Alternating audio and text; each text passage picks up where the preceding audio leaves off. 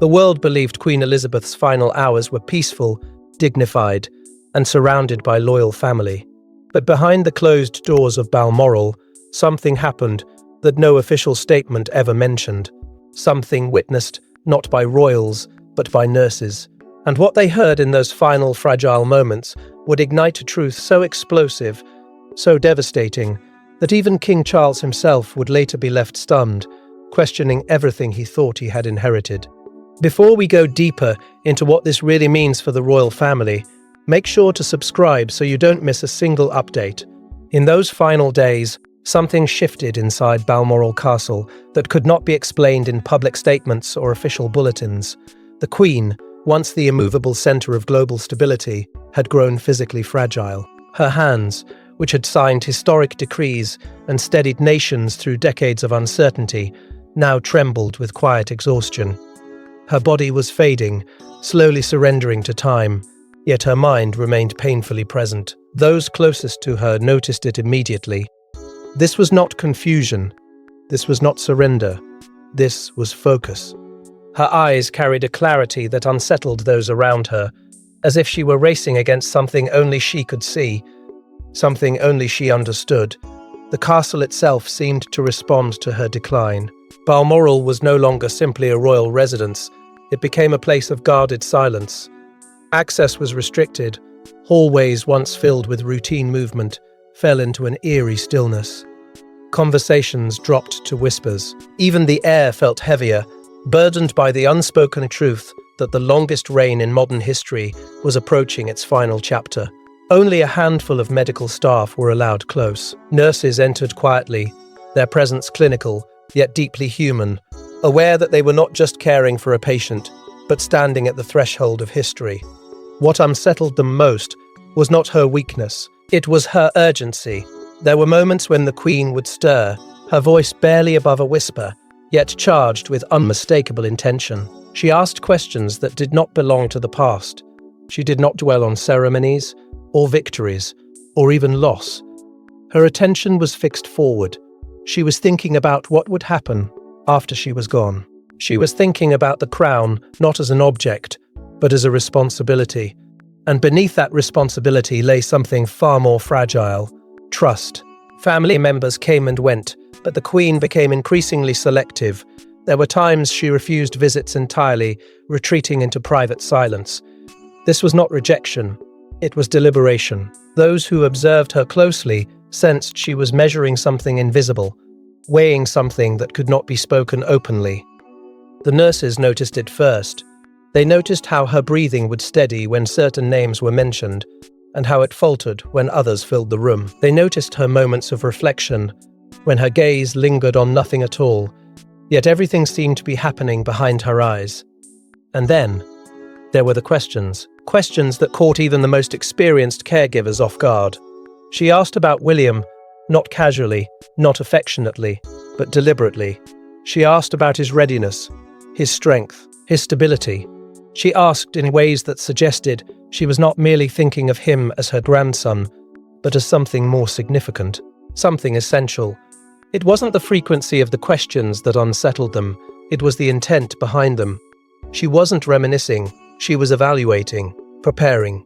Those standing beside her began to realize that they were witnessing something far beyond a peaceful farewell.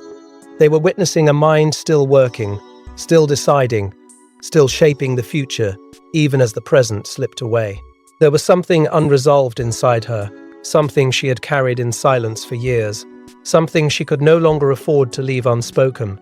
It lingered in her pauses, it echoed in her fragile breaths, and as her strength continued to fade, the urgency grew stronger, not weaker, because she understood something no one else could fully grasp, that the crown would survive her, but only if it was carried by the right hands. And in those final quiet hours, as her voice weakened and time narrowed to its final moments, the nurses felt the unmistakable weight of what was coming. They were no longer just witnesses to decline. They were witnesses to decision, a decision not recorded in ceremony, not declared in public, but whispered in trust, in vulnerability, and in absolute certainty. And though the world outside Balmoral remained unaware, inside those guarded walls, history was already beginning to change, because as her strength faded and time slipped away, the Queen would entrust her final truth not to her son, but to the quiet guardians standing beside her bed. They were never meant to speak. Bound by duty, loyalty, and fear, the nurses who stood beside the Queen carried a secret that could shake the monarchy to its core. For months, they remained silent. But silence has weight. And when that weight became unbearable, their testimony would reveal words spoken in weakness, but carrying the authority of a reign that had lasted over 70 years. Words that would change how the crown itself was understood. They had been chosen with extraordinary care, not simply for their medical excellence, but for something far more fragile: trust. These were individuals trained not only to preserve life, to protect dignity, to guard privacy, and above all, to remain invisible to history. Their presence was meant to be procedural, forgettable, temporary. But fate had placed them in a position no royal decree could fully control. They were there when the Queen was no longer surrounded by ceremony. They were there when titles meant nothing. They were there when she was simply a woman confronting the end of everything she had carried for over 70 years. What they witnessed was not weakness in the way the world might imagine. It was clarity sharpened by urgency. The Queen was fading physically, yes, but mentally she remained present in a way that unsettled even the most composed caregivers. Her awareness was precise. Her pauses were deliberate. She was not drifting, she was choosing her moments, choosing her words. And those words did not come easily, not because she lacked strength, but because she understood their consequence. Every syllable spoken in those final hours would outlive her. Every decision would echo forward into a future she would never see. One nurse would later recall the moment everything changed. The Queen, her voice fragile but unmistakably firm, asked for the room to be cleared. It was not a request filled with uncertainty. It was a command spoken with the quiet authority of someone who had commanded nations. There was hesitation at first. Protocol demanded presence. Procedure demanded supervision. But something in her tone made refusal impossible. Slowly, reluctantly, those who did not belong stepped away. Doors closed. Silence deepened. And in that silence, the burden of what was about to be said settled heavily in the air. The nurse who remained understood, without needing explanation, that this was no ordinary exchange. This was not reflection.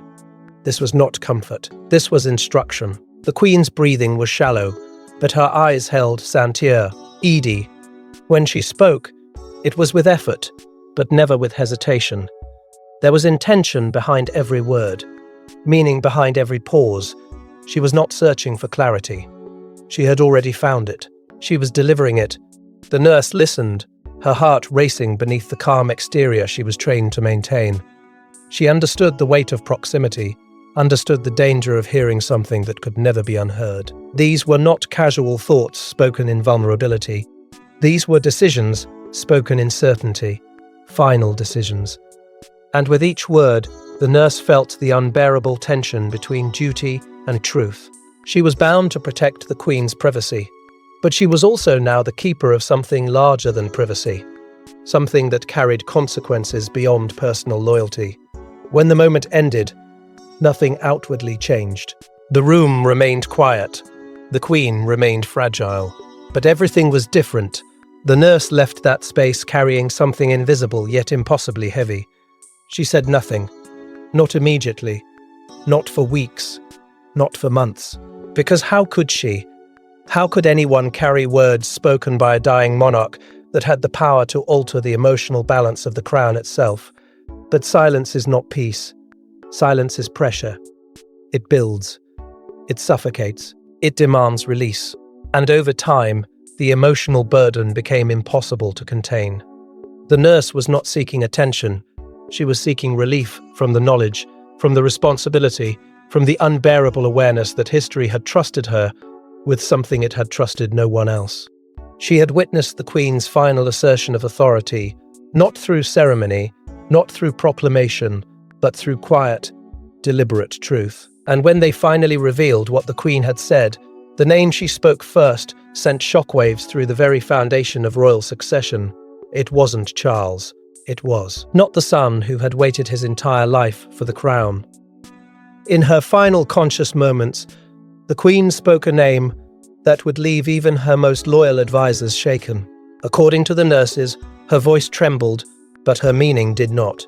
She named William, and with that single name, decades of expectation, sacrifice, and destiny suddenly seemed uncertain in ways nobody could have imagined. For a moment, the nurse who heard it wondered if she had misunderstood. The weight of that single name did not settle gently. It struck like a quiet earthquake, shaking assumptions that had stood unchallenged for generations.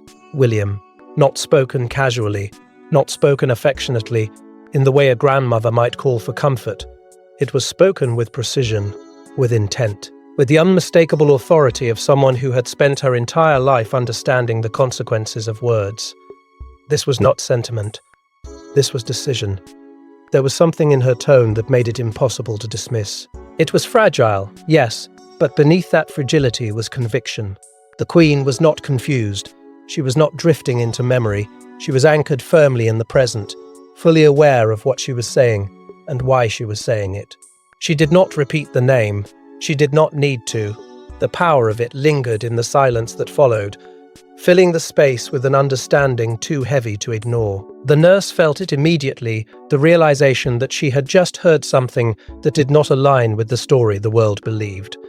The Queen's breathing slowed, but her mind pressed forward. She spoke of stability, though not in grand political terms.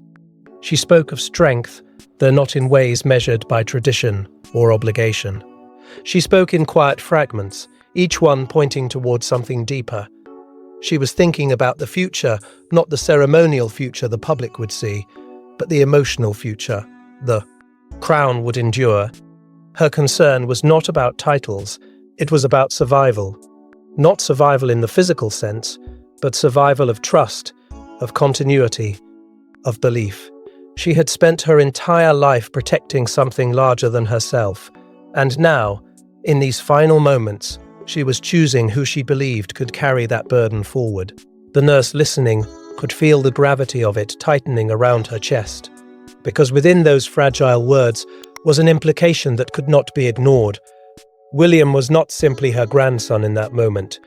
He was something more, something she believed represented steadiness in a world growing increasingly uncertain. There was no anger in her voice, no bitterness, and clarity, in its purest form, can be more devastating than any expression of conflict, because clarity does not argue, it declares. It was impossible not to recognize what this meant. The Queen was placing emotional trust in William in a way that transcended ceremonial succession. She was acknowledging him not just as part of the monarchy's future, but as its emotional anchor, and in doing so, she was quietly stepping beyond the expectations that had defined royal continuity for centuries. The nurse understood immediately that this was not something that could ever be easily explained. It was not something that could be softened or reinterpreted. It was final. And yet, what made the moment even more unbearable was what remained unspoken between the lines. Because to name William with such certainty was to create a shadow beside another name, a name that had carried the weight of expectation for an entire lifetime, a name that had been preparing, waiting, enduring, believing that destiny would unfold exactly as promised. Charles, though she did not speak his name in that moment, his presence lingered in the silence like an unanswered question. The nurse realized then that this truth did not simply carry historical significance. It carried emotional consequence, because once revealed, it would not just reshape perception, it would reshape relationships. It would introduce doubt where certainty had always existed. It would create a fracture not in law, but in trust. And trust, once fractured, does not easily return to its original form. The Queen had not spoken carelessly. She had spoken deliberately, knowing the impact her words would carry long after her voice was gone. And as the weight of that moment settled into irreversible reality, those who would eventually hear it would come to understand that the true shock was not just that she named William, it was what she said about Charles that made the revelation impossible to ignore. For decades, Charles had been preparing to become king. It was his destiny, his birthright, his burden. But according to those final whispered moments, the Queen carried doubts she had never publicly expressed, doubts she revealed only when she knew time was gone. And what she confessed about her son wasn't spoken with anger, but with a quiet, heartbreaking uncertainty that would change how everything was understood. Those who heard her final reflections would later struggle to describe the emotional complexity behind them. There was no bitterness in her voice, no rejection, only the unmistakable sound of a mother forced to confront a truth she had spent years suppressing. Her words came slowly, shaped by exhaustion but driven by necessity. She spoke not of Charles as a failure, but as a man shaped by pressures no one could fully understand. Yet beneath that compassion was something heavier, something unresolved, because she understood better than anyone that the crown demanded more than preparation. It demanded endurance of the soul. She spoke of resilience, but not in the way history often defines it. She did not measure strength by patience alone, or by the willingness to wait. She measured it by emotional stillness, by the ability to carry uncertainty without letting it fracture judgment. The monarchy, she knew, was entering an era unlike any it had faced before. Public loyalty was no longer guaranteed. Trust had become fragile. Every decision would be scrutinized, every weakness magnified. And in that unforgiving reality, she feared that survival would depend not on tradition, but on emotional stability. There were pauses between her words, not because she lacked clarity, but because she understood the pain behind what she was acknowledging. She had loved Charles all his life. She had watched him grow beneath the relentless weight of expectation. She had seen his struggles, his disappointments, his moments of doubt hidden behind duty. She knew his strengths better than anyone, but she also knew his vulnerabilities.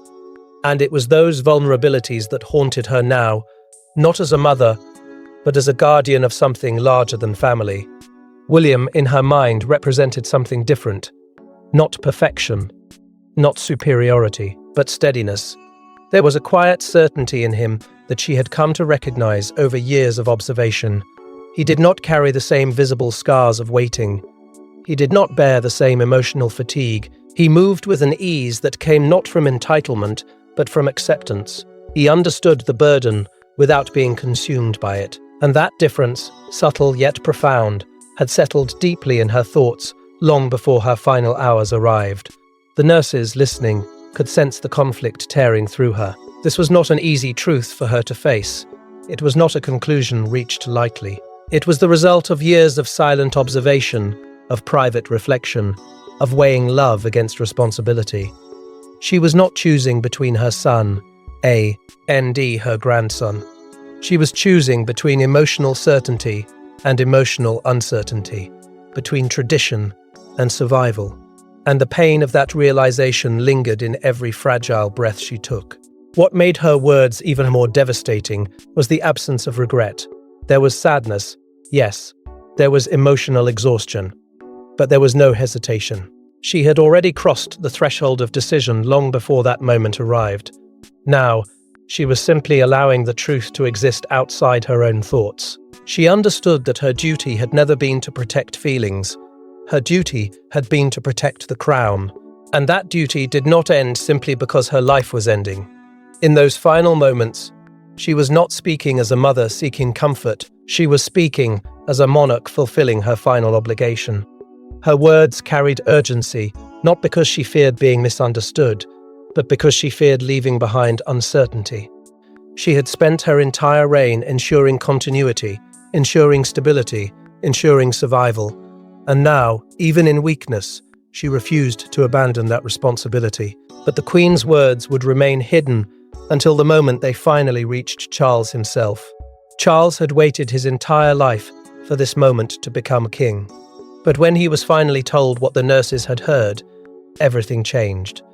Those present would later describe the silence that followed as unbearable. The weight of his mother's final wishes hung in the air, heavier than any crown. And in that moment, Charles wasn't just a king. He was a son confronting the possibility that he was never her final choice. At first, he refused to accept it. How, in the coming decade, of Gardens a partner was brought back into Tibetan Bridge. He'd realized that estate today, it was a part of most of the capital. He'd felt intent to stay. He was being back in Bridge. So fast as a sun, and when overturned above the corridor, the words sounded unreal, detached from everything he believed to be certain. His entire existence had been shaped by inevitability. From childhood, he had been molded by expectation, trained to inherit not just authority, but legacy. The crown was never presented to him as a question. It was presented as destiny. So when the truth was spoken aloud, that in her final private moments, the Queen had placed her emotional trust elsewhere, his instinct was not pain. It was denial. He questioned the interpretation. He questioned whether grief itself had distorted what was heard. Because accepting it meant accepting something far more devastating than any political crisis. It meant accepting that his mother, in her final clarity, had seen the future differently than he had believed. But denial is fragile. It cracks under the pressure of silence. Those present could feel the shift in him as the reality settled deeper. His posture remained composed, his expression controlled, but something behind his eyes changed. This was not the reaction of a monarch defending authority. This was the reaction of a son confronting emotional displacement. The crown sat firmly on his head, yet suddenly it felt weightless compared to the invisible burden pressing against his identity. Because power could be inherited, but trust could not. He said very little. That was what unsettled everyone the most. There was no anger, no immediate rejection, only silence. A silence filled with questions he could not ask out loud. Had she doubted him for years? Had she seen something in William that she believed he lacked? Had she carried those thoughts in secret, while publicly affirming his future? These questions did not demand answers from others. They demanded answers from within, and those answers did not come easily. In that moment, Charles was forced to confront a truth that existed beyond ceremony. He had achieved what he had waited for his entire life. He was king. Yet that achievement now existed alongside an emotional uncertainty he could not resolve, because being chosen by law was not the same as being chosen by belief. And belief, once questioned, leaves behind a wound that cannot be healed by titles or tradition. Those closest to him would later recall the emotional isolation that followed. He continued his duties. He spoke with the authority expected of him. He carried himself with the dignity of the crown. But something had shifted internally. The certainty that had sustained him for decades had fractured. He was no longer simply carrying the responsibility of leadership. He was carrying the weight of doubt. Doubt about how his mother had truly seen him. Doubt about whether he had fulfilled her expectations in ways that mattered most. What made the revelation even more devastating was its permanence. There was no opportunity for clarification, no conversation that could soften the emotional impact. The Queen's words existed now as final truth, untouchable, irreversible, beyond reinterpretation. And Charles, despite holding the highest authority in the monarchy, had no power to change them. This created a quiet fracture that no public ceremony could repair. Because while the world saw continuity, stability, and succession proceeding as expected, Charles understood something deeper. He understood that authority alone could not erase the emotional shadow left behind by his mother's final thoughts. And in that shadow, he stood alone, not as a king commanding certainty, but as a son searching for meaning in words that had arrived too late to answer. But while Charles struggled in silence, William had no idea the storm that was about to surround his name. William never asked for this. He never sought to replace his father. But according to the Queen's final words, he had already done something far greater. He had earned her deepest trust, not through ceremony, not through obligation, but through something far more powerful. And as this revelation began spread quietly behind palace walls, William would find himself at the center of a truth he never expected to carry. For years, his bond with the Queen had been shaped not by expectation, but by understanding. There was an ease between them that did not require explanation. She saw in him something familiar, not in position, but in temperament. He did not rush to prove himself. He did not demand recognition. Instead, he listened. He observed, he absorbed the weight of responsibility in silence. And the Queen, who had spent a lifetime studying the emotional strengths and weaknesses of those around her, had noticed this quiet steadiness long before anyone else understood its significance. Their connection was not defined by public appearances or formal tradition. It lived in quieter moments, in conversations that carried meaning without spectacle. She watched him grow into the role that destiny had outlined for him, but she also watched how he carried himself when no one was watching.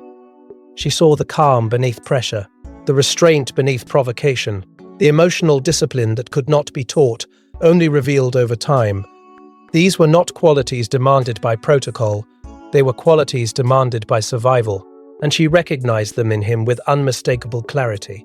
But William himself never viewed their relationship through the lens of succession. To him, she was his grandmother first, his sovereign second. Her trust had always been something he cherished, but never something he interpreted as preference. That is why, when the truth began to surface, it did not bring pride, it brought weight. Because he understood immediately what it meant, not politically, but emotionally. It meant that in her final moments, she had placed a part of the monarchy's emotional future in his hands. And that realization did not feel like elevation. It felt like burden. He never wanted to stand in contrast to his father. Loyalty to Charles was not duty, it was instinct. He knew the decades Charles had endured, the patience, the sacrifice, the emotional toll of waiting for a role that defined his entire existence. William had witnessed that struggle firsthand. He understood the human cost behind the crown, and the thought that his grandmother's final trust could create even the slightest fracture between them was something he could not accept easily. Yet the truth, once spoken, could not be returned to silence. William became aware of the emotional tension that now surrounded him. Conversations shifted. Pauses grew longer. Words were chosen more carefully. He could feel the invisible weight of something unspoken, something fragile, something capable of reshaping everything if allowed to surface completely. He did not ask for clarification. He did not seek confirmation, because part of him already knew. The burden he carried was unlike any burden defined by law. It was invisible, yet immense. He had been entrusted with something he could never acknowledge publicly, something he could never act upon without consequence. He was not chosen in ceremony, he was chosen in private. And that distinction made the truth far more dangerous, because ceremony creates order, but private truth creates tension. He remained composed, outwardly unchanged, continuing his duties with the same quiet discipline that had earned the Queen's confidence in the first place. But internally he wrestled with the emotional complexity of what had been revealed. He was not seeking the crown sooner, he was not seeking validation, he was seeking stability for his father, for his family, for the institution itself. Because he understood that emotional fractures inside the monarchy could be more destructive than any external threat. And as the truth spread quietly through palace corridors, it began to reshape relationships in ways nobody could control. Palaces are built on loyalty. But loyalty can fracture when truth enters the room. As the Queen's final wishes became known among select insiders, quiet alliances began to shift, conversations became guarded, trust became fragile.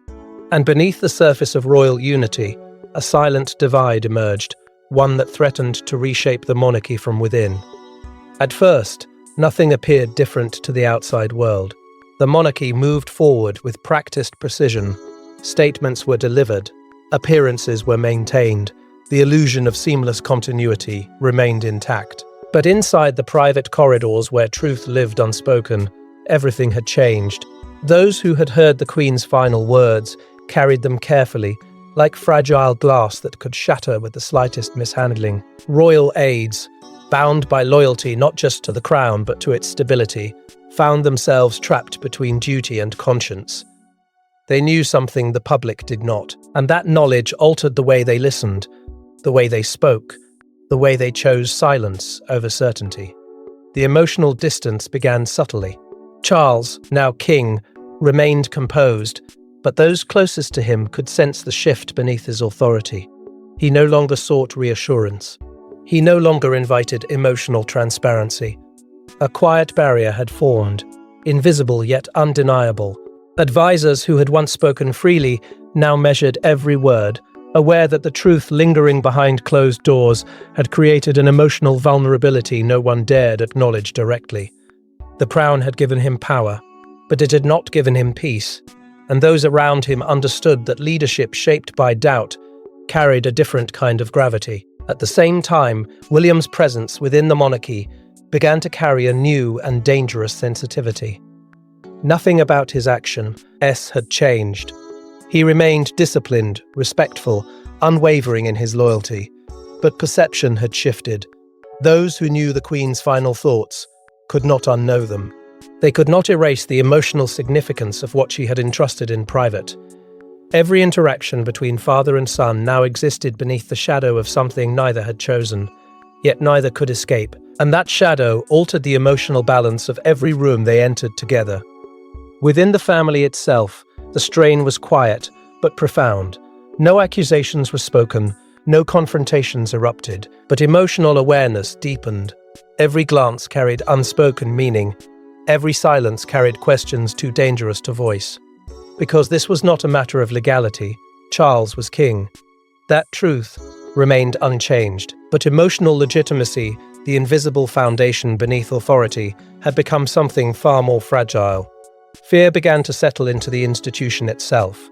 Not fear of rebellion, not fear of public outrage, but fear of exposure. Because if the Queen's final wishes were ever understood beyond those inner circles, the consequences would not be political alone, they would be emotional. The monarchy did not survive on law alone. It survived on belief, on continuity, on the perception of certainty, and certainty, once fractured, is nearly impossible to restore. Subtle shifts in influence followed, not through formal declarations, but through instinct. Advisors watched William more closely, not out of ambition, but out of recognition. They saw in him the same steadiness the Queen had seen. They felt the weight of her final trust lingering in his presence. And though no one spoke of it openly, the emotional gravity of that trust began quietly shaping decisions, shaping dynamics, shaping the future in ways no decree could control. The monarchy had entered its most emotionally fragile transition, not because authority was unclear, but because emotional truth had complicated everything. The Queen's voice, though silenced by death, continued to echo in the minds of those who had heard her final thoughts. Her influence had not ended. It had simply changed form. It now existed in memory, in silence, in perception. And as this silent divide widened, reshaping loyalty without ever announcing itself, those closest to the crown began to understand something even more unsettling, that the greatest impact of the Queen's final words was never about succession, never about power, but about something far more human and far more devastating. Because the greatest impact wasn't political, it was deeply personal. In the end, the crown remained on Charles's head, but the Queen's final words left a shadow that could never be erased. Because her last act wasn't just about succession, it was about trust, legacy, and survival. And for Charles, the greatest weight wasn't the crown itself, but the possibility that his mother had quietly chosen someone else to carry its future. From the outside, nothing appeared broken. Charles fulfilled his duties with unwavering discipline. He spoke with authority. He carried himself with the composure expected of a monarch shaped by decades of preparation. The crown rested firmly where history had always intended it to rest. Yet beneath that certainty lived something far more fragile, an emotional shadow that no ceremony could erase. Because authority, once questioned in the quiet corners of the heart, never returns to its original certainty. Charles was king, but he was also a son left with unanswered questions, questions that would never find resolution. He did not speak of it. He did not allow doubt to weaken his public resolve. But those closest to him could sense the internal shift. There were moments of silence that lingered longer than before. Moments where the weight he carried seemed heavier than tradition alone could explain. He had inherited the crown, but inheritance did not guarantee emotional peace. The Queen's final trust, spoken not in public but in private, had created a wound without confrontation, a fracture without visible conflict, and that made it all the more permanent. William, too, carried his own invisible burden. He had gained nothing in law, nothing in title, yet everything had changed. He understood what the Queen had entrusted to him was not power, but belief. A belief in his steadiness, in his emotional strength, in his ability to protect something larger than himself. But that trust came at a cost, because he could never act upon it. He could only carry it silently, protecting not only the crown, but his father, from a truth that could deepen an already fragile emotional divide. The monarchy itself had been reshaped not by decree, but by memory. The Queen's final act had redefined legacy in a way no official record would ever fully capture. Her influence did not end with her passing. It lingered in decisions never explained, intentions never spoken, in the quiet awareness shared only by those who understood what had truly happened in her final hours. The crown continued forward, but it carried with it the emotional imprint of her final judgment. This was the complexity of duty, the collision between public truth and private reality. Charles ruled because history demanded it. William endured because trust had chosen him. Both men remained bound by loyalty to each other, yet separated by something neither had created nor could undo. And in that space between law and emotion, the Queen's final legacy continued to exist, not as conflict, but as quiet, unrelenting truth. Perhaps the greatest mystery was not why she said it, but why she waited until the end. Why she carried that certainty in silence for so long. Why she chose vulnerability over tradition in her final moments. Those answers would never be spoken. They would live only in memory, in fragments of truth carried by those who had been close enough to hear her final voice. And so the monarchy endured, as it always had, outwardly unchanged, internally transformed. The Queen's final words did not alter succession. They altered understanding. They revealed that even within institutions defined by certainty, emotional truth remains the most powerful force of all. Because crowns are inherited, authority is declared, but trust true, unshakable trust is chosen. Because sometimes the most powerful decisions in royal history are not the ones announced, but the ones whispered at the very end. Thanks for watching. Please don't forget to like and subscribe, and we will see you in next one.